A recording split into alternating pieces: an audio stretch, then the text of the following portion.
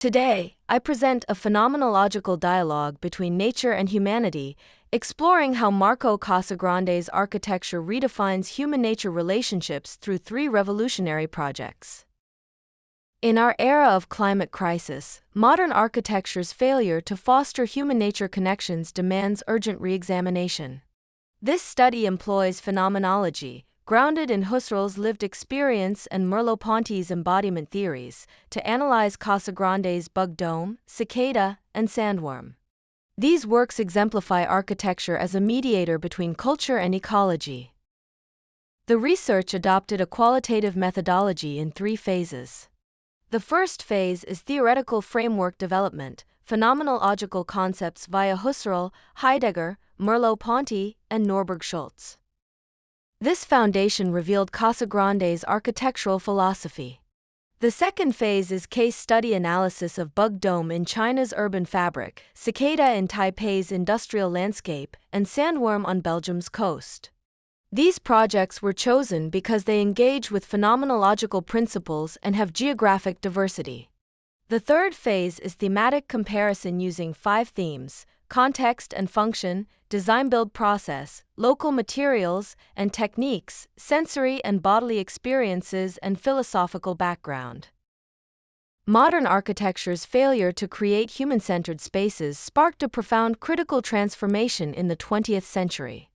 Phenomenology first emerged through critique of positivist scientific understanding. Husserl centered direct lived experience over theoretical abstraction, fundamentally shifting our approach to spatial design. Merleau-Ponty revolutionized this further by prioritizing perceptual and bodily experiences. Phenomenology revealed architecture as a multisensory phenomenon beyond visual form, demonstrating the interdependent relationship between humans and space. As A. Dinley emphasized, this paradigm shift means we now design lived spaces rather than just buildings. Value contextual experiences over universal formulas. Center the body's dialogue with space. Modernist spaces abstract geometries and homogenized forms left behind something essential: human meaning. The concept of place allows to rediscover what transforms mere space into living place. Heidegger's bridge metaphor shows place isn't given, it emerges through human engagement. Place gathers the fourfold: earth, sky, divinities, and mortals. Norberg Schultz's genius loci further shows architecture must uncover latent identities, layer collective histories, craft multisensory atmospheres. As Schar notes, a building is part of humanity's ongoing experience of dwelling. Not an object, but a participant in life's continuum. A tour. But what if architecture could heal that divide?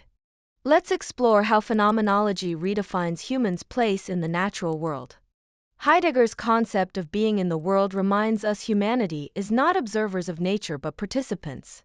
Humanity is not observers of nature, but participants. Architecture, then, shouldn't stand apart, it should weave humanity back into the living fabric of Earth. Merleau-Ponty's embodied reality shows us meaning isn't just thought, it's felt. The crunch of leaves underfoot, the scent of pine after rain, these bodily experiences, as Buckley shows, root us in place. Architecture must engage not just the mind, but the skin, the breath, the senses. In an age of rapid urbanization, Marco Casagrande declares war, not on nature, but on architecture's divorce from it. His philosophy offers not just buildings, but a manifesto for coexistence. The principle of guerrilla architecture is organic, community-driven, anti-industrial, dissolving the boundaries between construction and ecosystem. The principle of third-generation cities is urban jungles become actual forests, and buildings breathe with the seasons. Architecture should not compete with nature but integrate with it. Based on Casagrande's architectural principles and projects like bug dome, cicada, and sandworm, his design philosophy can be distilled into 5 key themes: context and function, design-build process and methodology, local materials and techniques, sensory and bodily experiences, philosophical background. Let's explore how Casagrande's works translate theory into tangible, sensory experiences across different contexts. Bug Dome in Shenzhen stands as a biological protest, a bamboo shelter pushing back against concrete sprawl. Here, accidents become co-designers, the architect surrenders control. It built from bamboo, a local material in China. Bug Dome offers an experience that consciously separates people from the dense urban fabric.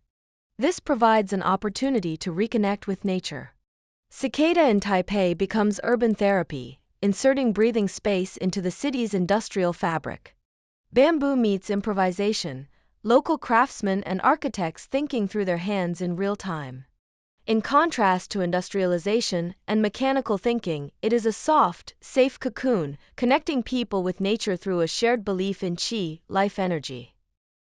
Sandworm in Wenduan extends over coastal dunes, serving as a natural canopy that becomes part of the landscape.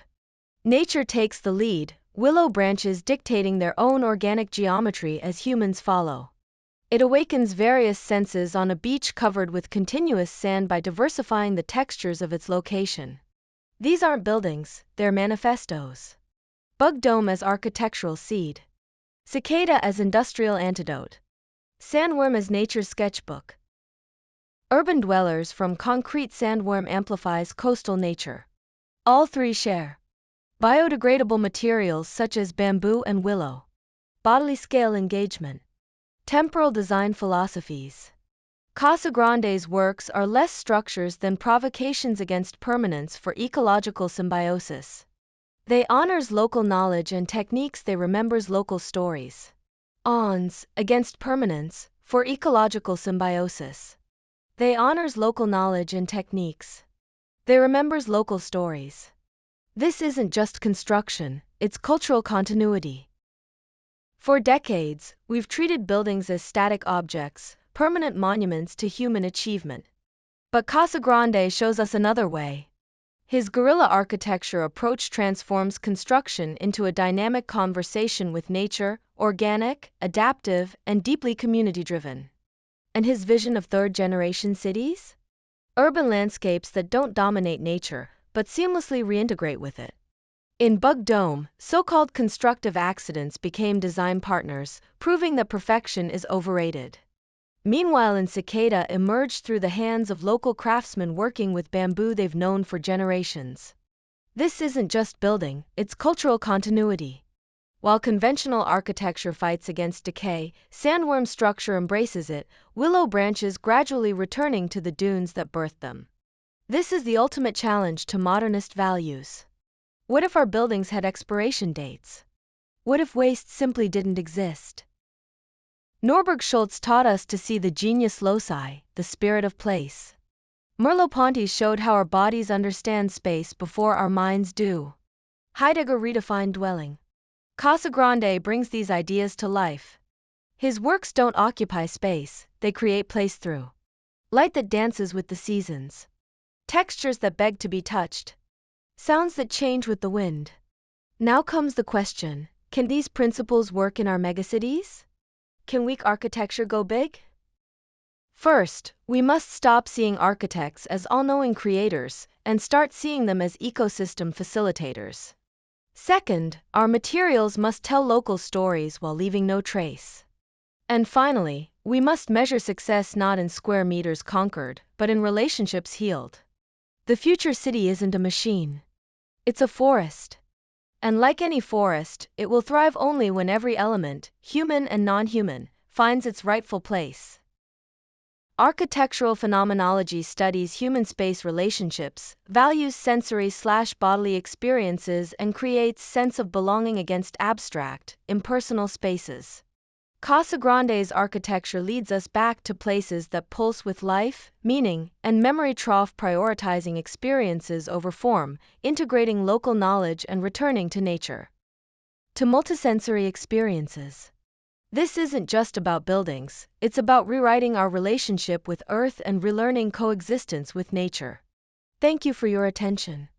Have a good day. Yenses.